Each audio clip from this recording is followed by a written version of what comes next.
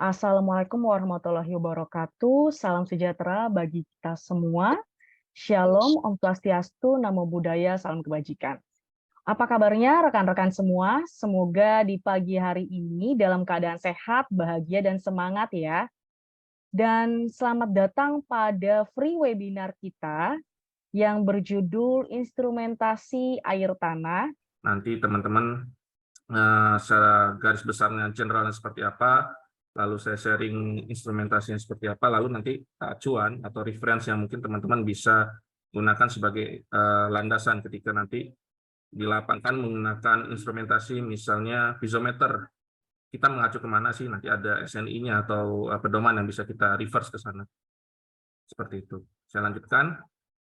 Untuk pertama-tama di sini bisa kita lihat ya bersama bahwa instrumentasi itu adalah alat ya, ataupun peranti yang dipakai untuk pengukuran dan pengendalian dalam suatu sistem yang lebih besar dan lebih kompleks. Jadi instrumentasi ini sebenarnya tools ketika kita melakukan pengukuran. Namun dalam beberapa aspek ada yang mengatakan instrumentasi ini bagian ya. Kalau misalnya kita bekerja di bidang oil and gas itu ada yang piping, ada yang instrumen, ada yang mekanikal, ataupun sipil. Jadi kita bedakan ya antara instrumentasi yang kita bahas pada pagi kali ini dengan instrumentasi mungkin yang ada di bidang lain. Namun di teknik fisika, instrumen ini juga salah satu yang common dibahas. Tapi pada kesempatan kali ini, instrumentasi ini kita jadikan sebagai suatu tools, ya, sebagai suatu bentuk alat untuk mengukur air tanah. Lalu instrumentasi ini bisa berarti alat untuk menghasilkan efek suara bagi yang mungkin bekerja di bidang physical engineering atau teknik fisika itu.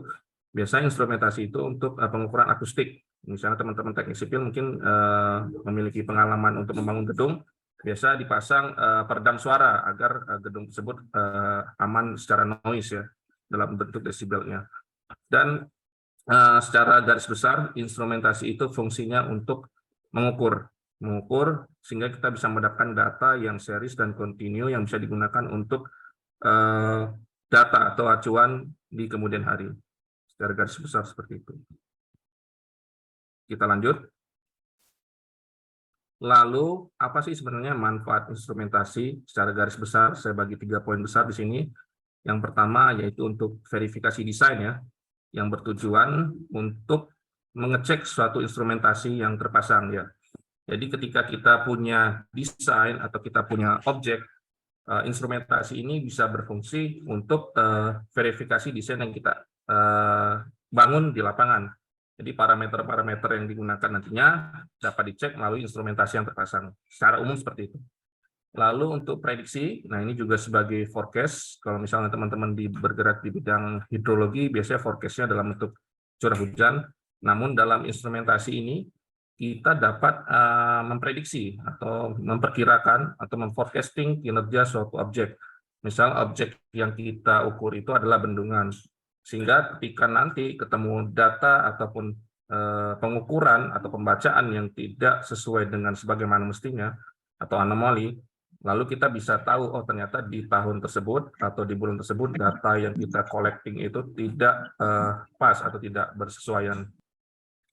Lalu untuk teman-teman ataupun Bapak Ibu yang bergerak di bidang akademisi ataupun riset, manfaat dari instrumentasi ini bisa sebagai tools juga untuk mengukur kinerja atau perilaku, misalnya objek di sini dalam bentuk bendungan, sehingga bisa dijadikan suatu kebaharuan atau masukan yang bisa digunakan untuk misalnya pekerjaan riset atau penulisan paper di kemudian hari. Jadi misalnya ketika nanti Bapak Ibu punya penelitian terkait instrumentasi di tahun 2010 sampai 2020, ternyata di 2021 tools yang digunakan berbeda lagi, lalu diukur lagi ternyata hasilnya berbeda. Nah, itu bisa jadi suatu hasil research yang nantinya bisa dipublikasikan.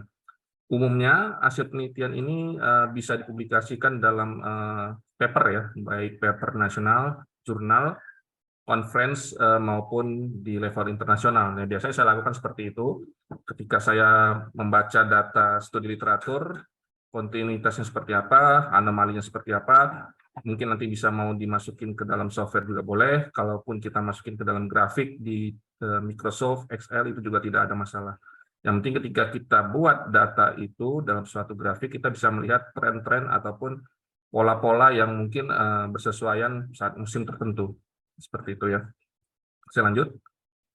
Lalu untuk data instrumentasi kita punya 5 hal ya yang mungkin bisa kita jadikan pegangan ketika kita melakukan pembacaan dan pengukuran. Misalnya pertanyaan pertama itu apa? Apa yang nanti kita ukur? Apakah yang kita ukur itu air tanah atau geoteknikal?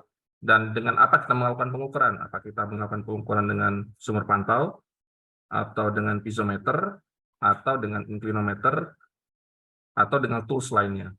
Lalu pertanyaan yang muncul yaitu kenapa? Mengapa kita melakukan pengukuran ini? Untuk diamati, untuk diukur, untuk apa? Itu pertanyaan why. Dan kapan? Nah, kapan ini juga buat Bapak Ibu ini suatu hal yang penting karena ketika kita melakukan pengukuran di saat pagi hari ataupun di siang hari ataupun di sore hari, kita biasanya mendapatkan data yang berbeda ya. Karena mungkin pada pagi hari aktivitas manusia itu sangat tinggi sehingga pola-pola aliran yang ada di bawah tanah itu berbeda ketika kita melakukan pengamatan pada siang hari karena orang-orangnya sudah tidak ada di suatu zona itu lagi. Lalu siapa yang mengukur? Nah ini juga biasanya teman-teman operator atau petugas di lapangan, namun alangkah lebih baik ketika yang mengukur itu memiliki keahlian terampil. Jadi ketika nanti data itu disajikan, data itu bisa dipertanggungjawabkan ya, karena data pengukuran itu biasanya memiliki satuan-satuan yang kita harus mengerti penggunaannya.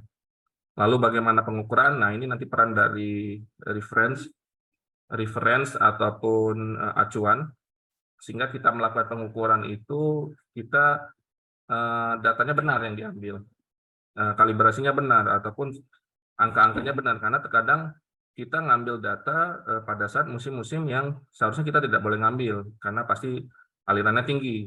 Jadi misalnya kita ngambil VNOTS di musim hujan, tentu berbeda dengan hasil kita ambil VNOTS di musim kemarau. Nah, ketika kita menyajikan data, kita coba collecting data tersebut selengkap mungkin. Seperti itu. Lalu untuk filosofi, ini filosofi jika teman-teman mungkin atau Bapak Ibu yang sudah di fase S2 atau S3 biasanya ada filsafat ilmu ya. Nah, di sini juga filosofinya apa sih ketika kita menggunakan instrumentasi ini? Pada prinsipnya untuk instrumentasi yang digunakan baik di hidrologi ataupun geoteknik ataupun bidang sipil pada umumnya ataupun geologis, prinsip-prinsipnya seperti ini ya. Kita akurat dalam hal ini, jika pun ada galatnya itu masih masuk dalam kategori yang bisa dimaklumi. Tapi kalau galatnya itu sangat besar, datanya itu tidak presisi, datanya itu tidak bisa kita jadikan sebagai acuan untuk kita sampaikan kepada mungkin pengelola atau klien kita. Handal dan tahan lama, ya pada beberapa instrumentasi mungkin bisa katakan dari segi cost untuk desain, pembangunan, dan operasionalnya itu murah. Misalnya kita sumber pantau itu kan relatif tidak terlalu mahal, namun beberapa instrumentasi, misal vibrating ya, piezometer, itu ketika alatnya rusak itu tidak bisa digunakan kembali, dan secara cost itu relatif mahal ya bagi beberapa yang berkecimpung di bidang misalnya bendungan.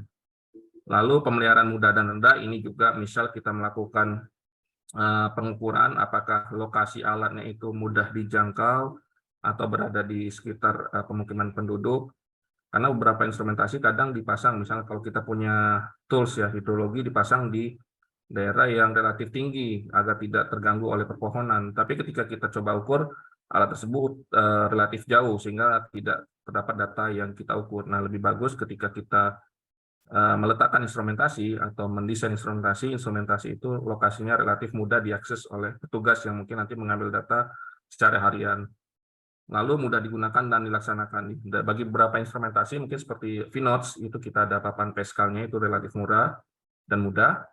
Dan untuk sumber pantau juga kita bisa menggunakan deep meter ataupun probe yang relatif juga murah. Namun dalam beberapa aspek, misal kita menggunakan instrumentasi piezometer, terkadang ketika kita plot ke grafik, mungkin dari sisi petugasnya tidak semuanya yang bisa atau tidak mudah menggunakan grafik tersebut, karena dia mungkin secara pengukuran bisa, pengambilan data bisa, tapi ketika plotting ke grafik itu buntu peran dari mungkin teman-teman di sini yang basic keilmuannya engineer ya.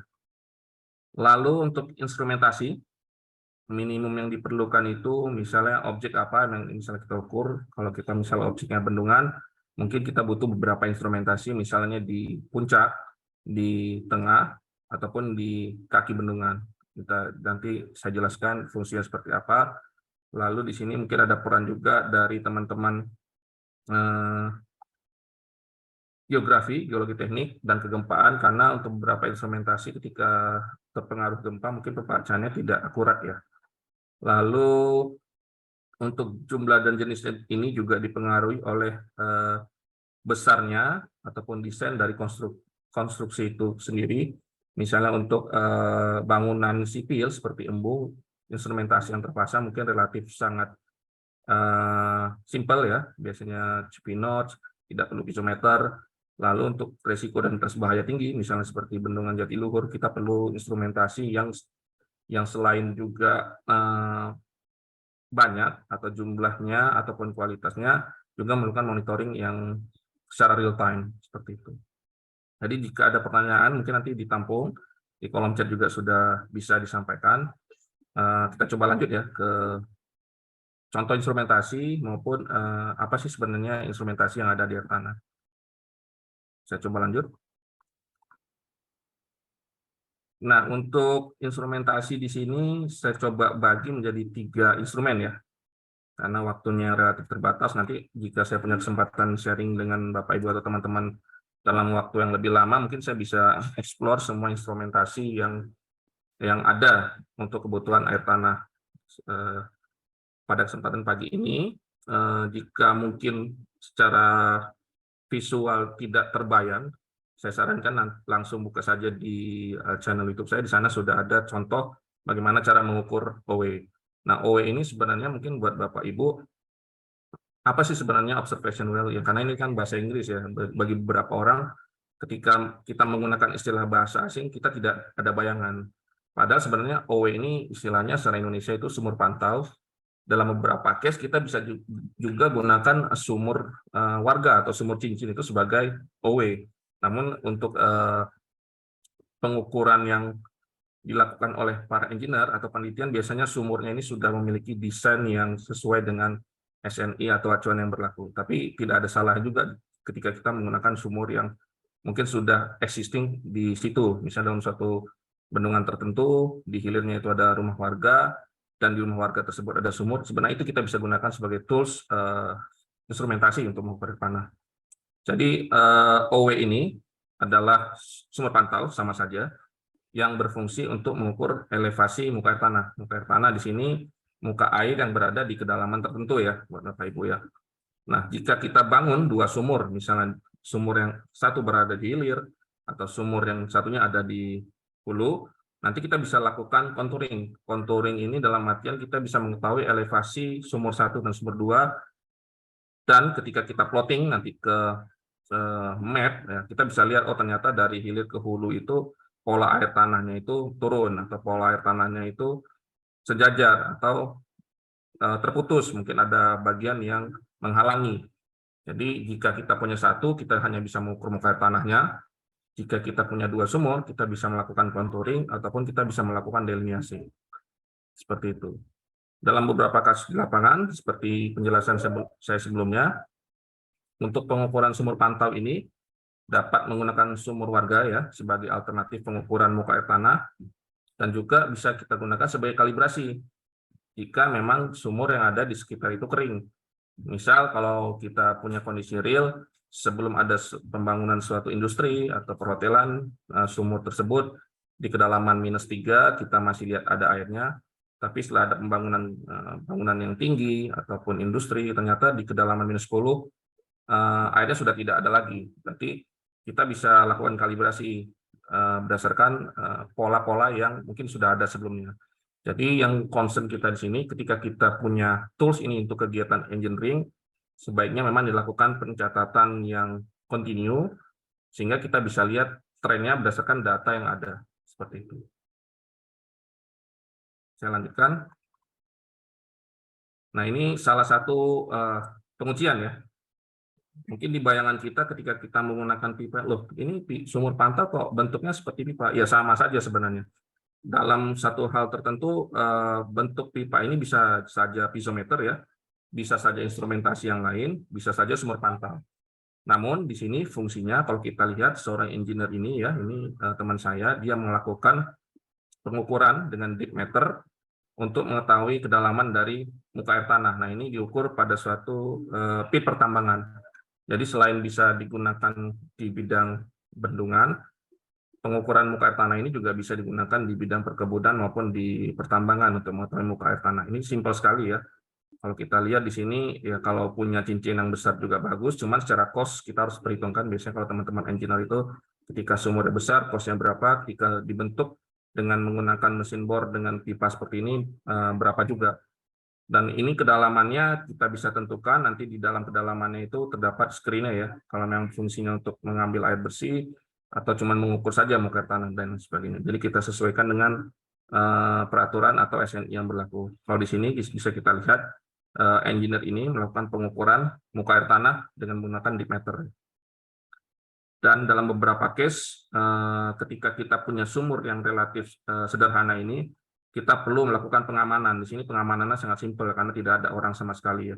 Tapi jika sumur ini ada relatif dekat, misal dengan pemukiman warga, tentu ketika kita bangun ini kita perlu ada, jika pun tidak rumah, tapi dalam posisi terkunci. Karena kalau sumur ini tidak dikunci atau tidak tertutup, biasanya ada pihak-pihak yang jahil, bisa saja melakukan misalnya menjatuhkan batu ke dalamnya, atau membuang sampah ke dalamnya, atau membuang benda-benda yang mungkin bisa mengganggu pengukuran ke depannya. Karena kalau sudah masuk ke dalam, tentu kedalamannya menjadi berbeda ya, bisa saja tertumpuk sedimen dan lain sebagainya, sehingga ketika melakukan pengukuran lagi, datanya itu menjadi tidak presisi atau tidak valid, seperti itu. Kalau di sini relatif simpel ya, menggunakan paralon, dan ada pengamanan dalam bentuk box ya. Lalu saya kasih contoh bagaimana posisi sumur yang ada di area pemukiman. Nah, ini ketika saya melakukan pengukuran di tahun 2016 ya, sekitar berapa tahun yang lalu ini, 7 tahun yang lalu, kita melakukan sumur pantau tapi dalam bentuk sumur cincin. Nah, di sini fungsinya juga kalau kita lihat di slide sebelumnya, kita mengukur muka air tanah. Di sini juga fungsinya untuk mengukur muka air tanah yang ada di daerah persawahan tersebut. Jadi ada bayangan ya Bapak Ibu ya, sebenarnya untuk sumur pantau ini secara tujuan fungsinya mengukur muka air tanah. Jika satu dia mengukur kedalaman, jika dua kita bisa melakukan delineasi maupun contouring seperti itu. Jadi saya rasa atau kami rasa untuk instrumentasi ini relatif simpel. Dan mungkin nanti buat teman-teman atau Bapak Ibu yang berkesempatan punya sumur ini di rumah, bisa dilakukan secara kontinu ya, untuk melakukan pengukuran minimal untuk mengetahui apakah rumahnya itu kedalaman air tanahnya masih di kedalaman yang sama atau tidak gitu. Karena terkadang kalau sudah dibangun satu industri, kedalaman muka air tanahnya sudah relatif menurun ya. Seperti itu ya. Kita lanjut. Lalu untuk instrumentasi kedua yang bisa saya sharing ke teman-teman atau Bapak Ibu yang berkaitan dengan air tanah, yaitu VNOTS. VNOTS ini kita tadi di awal sudah kita lihat ya bentuk VNOTS, dan untuk VNOTS itu ada ketentuannya. Walaupun terkadang di lapangan bentuknya yang penting modelnya Cipoletti, modelnya V, tidak ada pascalnya, tapi standarnya kita punya seperti itu. Lalu untuk wear atau VNOTS ini ditempatkan di lokasi tertentu untuk mengetahui debit bocoran. Nah, debit bocoran ini tidak selamanya bisa kita salahkan ya, karena pada dasarnya air tanah itu air yang mengalir secara gravitasi atau gravitasional. Jadi dari head yang tinggi ke head yang rendah. Jadi ketika kita plotting sumur pantau itu, misal di bidang bendungan sumur VNOTS itu di plotting di kaki bendungan. Berarti memang secara tidak langsung VNOTS tersebut mengeluarkan air. Cuman yang perlu menjadi concern kita, apakah air yang keluar di VNOTS tersebut sesuai dengan yang kita desain atau tidak. Kalau masih di bawah desain, bisa katakan relatif aman. Tapi kalau air yang keluar lebih besar dari desain, itu bisa kita katakan terjadi rembesan atau seepage failure. Namun yang menjadi perhatian ketika air yang keluar dari V-notch tersebut lebih besar, kita perlu pertimbangkan cuacanya. Apakah cuacanya pada saat itu hujan atau tidak? Apakah pada saat itu musim hujan atau tidak? Karena V-notch ini lokasinya berada di permukaan tanah. Jadi bisa saja seperti observation well tadi, bisa kita lihat di sini. Kalau saat musim hujan, biasanya relatif muka air tanahnya tinggi. Pada saat musim tidak hujan, biasanya muka air tanahnya kembali ke kondisi normal. Kenapa? Karena air yang masuk ke dalam ini tidak tertutup ya, kecuali memang observation well ini dalam kondisi tertutup. Begitu juga dengan V-notch ya. Jika memang debitnya besar, kita lihat lagi kondisinya, atau nanti kita bisa kalibrasi dengan instrumentasi observation well. Apakah secara debitnya memang pada jam tersebut, pada musim tersebut, atau pada cuaca tersebut dalam kondisi besar. Lalu kita juga bisa menggunakan senyawa ya untuk mengetahui kualitas air. Senyawanya ini pada suatu kasus saya pernah menggunakan misalnya zat pewarna. Jadi di hulu kita masukkan zat pewarna itu, apakah di hilir muncul atau tidak. Kalau di hilir muncul, kita bisa tahu kecepatannya dan kita bisa tahu oh ternyata pola rembesannya itu berasal dari tempat yang kita masukkan tersebut. Namun kalau untuk debit yang relatif sangat besar, biasanya zat pewarna tersebut sudah larut ya. Nah ini salah satu contoh V-notch ya. V-notch yang ada di kaki bendungan ya. Bisa kita lihat di sini aliran air pada V-notch ini relatif jernih ya, relatif jernih, tidak membawa butiran. Karena jika V-notch ini tidak jernih ya, tidak jernih dan membawa material, itu indikasinya berbagai macam. Salah satu indikasinya apakah memang ketika material yang terbawa ke dalam V-notch ini bersamaan dengan material yang ada di tubuh bendungan. Jika memang secara material itu sama, indikasinya bisa saja material tubuh bendungan itu terbawa ke V-notch ini. Tapi itu perlu penelitian juga, apakah memang sama atau tidaknya, dari mana sumber materialnya. Jadi jika tidak membawa butiran dan relatif jernih, indikasi awalnya itu tidak jadi rembesan pada bendungan tersebut. Seperti itu. Nanti di sini kita lihat, di sini ada papan pengukurannya. Nanti berdasarkan angka-angka ini kita bisa tahu debitnya. Ini modelnya V ya, makanya namanya V-notch. Itu lalu V-notch ini dipasang kalau kita ambil case objeknya itu bendungan, ya dipasang pada fondasi atau bukit tumbuhan dengan penampang melintang terdalam dari bendungan itu. Lalu jumlah rembesan diukur berdasarkan banyaknya rembesan air yang keluar dari bendungan, dikorelasikan dengan muka air waduk, apakah terdapat penurunan muka air waduk atau tidak gitu ya. Kalau memang muka air waduknya tidak turun cepat, rapid breakdown, tapi debitnya itu keluar besar, nah itu perlu menjadi pertanyaan kita, apakah memang di situ dulu ada mata air atau memang air yang masuk disebut air infiltrasi. Jadi banyak indikasinya. Nanti inilah tugas dari engineer berdasarkan instrumentasi yang ada, kita olah, nanti kita lihat trennya, lalu kita jadikan rekomendasi atau saran atau justek untuk pihak yang membutuhkan jasa kita. Dan pengukuran rembesan juga mempertimbangkan kondisi cuaca. Ini saya jelaskan sebelumnya. Apakah terjadi hujan atau tidak. Demikian juga jernih atau tidaknya. Sebagai indikasi membawa butiran atau tidak. Kalau misalnya membawa butiran, indikasinya mungkin terdapat erosi buluh pada instrumentasi tersebut ya. Jadi secara 3 slide sebelumnya ini kita dapat gambaran bahwa V-notch ini salah satu tools instrumentasi air tanah yang dapat mengukur rembesan ya, ataupun erosi buluh yang ada di suatu objek, misalnya objeknya bendungan. Dan ini juga relatif sangat simpel dan bisa di-apply ya buat objek-objek yang ada di Bapak Ibu semua. Seperti itu. Kita lanjut ya, Bapak Ibu. Lalu yang ketiga, ini instrumentasi yang relatif mungkin perlu pengetahuan yang lebih ekstra ya. Karena nanti ketika kita baca, kita ukur, nanti kita plotting dalam bentuk grafik ya atau grafis. Dan ini membutuhkan peran dari engineer ya. Terlepas 3 tadi sebenarnya juga butuh peran engineer, namun ini lebih kompleks lagi dibanding 3 itu.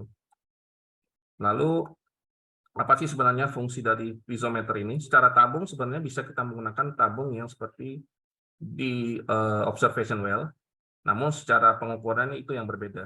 Lalu untuk piezometer ini ialah suatu tools instrumentasi yang biasa dipasang di bendungan atau di bendungan pelana yang berfungsi untuk mengukur tekanan air pori ya, tekanan air pori pada tubuh bendungan maupun pondasi. Jadi nanti bentuknya kita bisa dapat muka air freatic-nya. Jadi kalau teman-teman nanti bisa modeling juga hasil dari parameter-parameter yang kita dapat itu kita input sebagai parameter input, nanti kita bisa dapat pola dari phreatic line yang ada di suatu objek, misalnya bendungan. Phreatic line itu ya air tanah permukaan ya, seperti itu. Untuk prinsip kerjanya, secara umum itu elemen yang porus, ya mata piezometer itu ditanam di dalam tanah. Kalau untuk jenis instrumentasi tertentu, ya misalnya kayak vibrating atau elektrik, itu pada saat proses pembangunan sudah ada di dasarnya ya. Jadi ketika kita nanti coba timbun dengan menggunakan alat-alat berat, diusahakan jangan sampai tertimbun, karena kalau sudah tertimbun pembacanya itu sudah tidak benar lagi ya, karena levelingnya sudah berbeda. Lalu untuk piezometer ini, air tanah yang masuk ke bagian berpori di bagian mata pisau. Lalu untuk titik tersebut merupakan kita bisa ukur tekanan air pori. Tekanan air pori ini bagian dari air tanah juga, cuman istilahnya saja yang membedakan. Jadi mungkin buat teman-teman yang tidak memiliki basic sipil atau geologis, yang digambaran secara besar air tanah itu air yang di bawah tanah. Tapi ketika di bawah tanah itu kita bisa split lagi ya, air tanah itu apakah air yang ada di porinya, ataupun air yang ada di aquifer, atau di confined atau non-confined. Nanti itu kita bisa baca di literatur yang ada ya. Lalu untuk jenisnya, secara umum itu ada dua tipe ya, terbuka dan tertutup. Dan untuk dua tipe ini memiliki keunggulan-keunggulan tersendiri ya. Kalau untuk yang pipa tegak open stand pipe ini relatif murah dan mudah, untuk operasionalnya juga bisa digunakan dalam waktu yang relatif lama. Seperti penjelasan saya sebelum juga, untuk yang tipikal cover getar ini relatif mahal ya, harganya bisa nanti satu mobil. Namun ketika terjadi rusak ya kita coba perbaiki, kita perlu sesuatu yang destruktif ya, kita lakukan lubang bor lagi. Jadi nanti secara umum untuk piezometer ini ada dua, nanti penggunaannya disesuaikan dengan bisa itu budget atau kebutuhan, apakah saat desain, konstruksi maupun saat operasional. Nah, kurang lebih seperti ini ya bentuknya, ada dua lubang, nah ada juga pipanya. Dan ini dilakukan perlindungan dengan menggunakan box juga, agar ketika nanti kita habis melakukan pengukuran ini, ya pengukuran ini, tidak dimasukkan entah itu pasir ataupun sampah ataupun material lain, sehingga nanti pembacaannya tidak akurat. Jadi secara umum, secara bentuk tabungnya sama, cuma secara fungsinya beda. Seperti itu ya Bapak Ibu ya. Nanti untuk mengetahui secara detail lebih mudah memang menggunakan video. Nanti bisa langsung saja cek di channel YouTube saya, karena durasinya lumayan lama juga. Untuk satu video itu bisa 10-15 menit ya, kurang lebih seperti itu. Nah, kalau kita lihat ini instrumentasi yang terpasang di tubuh bendungan ya, berada di crash bendungan. Nah, ini piezometer. Lalu kalau kita lihat di sini, ini adalah instrumentasi piezometer juga, cuman terpasang di lokasi pertambangan. Kalau kita lihat di gambar 4 ini tipikalnya pipa tegak, kalau kita lihat di gambar 5 ini kawat getar dengan menggunakan radiologger ya. Posisinya ada di suatu tempat yang berada di bendungan limbah tambang. Jadi mungkin kalau buat Bapak Ibu, lebih bagus memang ketika kita menggunakan instrumentasi yang sudah terkoneksi dengan sistem itu, kadang kita tidak perlu turun langsung ke lapangan ya. Misalnya kayak di gambar awal tadi, gambar piezometer di preview awal slide ini, kita lihat VNOTS, di situ ada CCTV. CCTV itu berfungsi untuk mengukur atau melihat ya, pertama melihat apakah airnya jernih atau tidak. Yang kedua, CCTV itu bisa diarahkan ke lokasi peskernya, kita bisa lihat secara visual di tempat yang jauh, yang relatif jauh, oh ternyata berada di ukuran tertentu. Gitu. Namun ketika mungkin ada peristiwa-peristiwa yang bisa dikatakan major atau luar biasa, teman-teman atau petugas biasanya turun langsung ya, misalnya setelah pasca gempa. Karena CCTV itu tidak bisa merasakan langsung kondisi saat itu ya, cuma bisa lihat secara jauh. Nah, di sini bisa kita lihat ini untuk jenis yang pipa tegak di sebuah bendungan, ini juga di bendungan tapi tiling dam. lokasinya kita bisa lihat berada di bukit. Lalu di gambar 6 kita bisa lihat lagi, ini pengukuran menggunakan pisometer kawat getar juga, cuman supportnya itu menggunakan solar panel ya. Jadi Bapak Ibu bisa ada gambaran ya. Kalau yang pertama ini pipa tegak, ada tabungnya, ada dua lubang juga, fungsinya berbeda. Nanti dikasih perlindungan, kalau di sini perlindungan dalam bentuk beton ya, karena ini lokasinya relatif dekat dengan pemukiman penduduk. Kalau di sini lokasinya itu di lokasi pertambangan yang relatif jauh. Jadi kita lebih bagus menggunakan sistem yang sudah terkoneksi dengan real time ya. Di sini juga menggunakan solar panel, bisa kita lihat di sini ada box-box yang menggunakan kabel, jadi pengukurannya bisa dilakukan secara real time ya. Jadi kita mungkin punya petugas hanya melakukan pengecekan setiap minggu, tidak perlu setiap hari ya. Karena lokasi pertambangan itu terkadang lokasinya terlalu jauh dengan pemukiman penduduk. Lalu untuk preferensi ya secara besar, ini ada referensi dalam bentuk pedoman. Kalau untuk bidang bendungan nanti bisa cek di tubuh bendungan, pedoman 08 tahun 2004 ya, pedoman konstruksi dan untuk bendungan tipikal urukan dan tanggul. Lalu untuk sumur pantau ini RSNI masih rencana, saya baru dapatnya ini, jika teman-teman punya acuan yang terbaru juga oke. Namun biasanya kalau acuan-acuan di luar negeri itu sudah lama ya, cuman kalau acuan yang di Indonesia terkadang ini untuk pisometer kawat vibrasi tahun 2012, sementara kita sekarang tahun 2023. Updatingnya mungkin bisa teman-teman dapat, kalaupun tidak ada dari acuan nasional, bisa teman-teman dapat dari acuan internasional, atau misalnya di poin 5 bisa menggunakan riset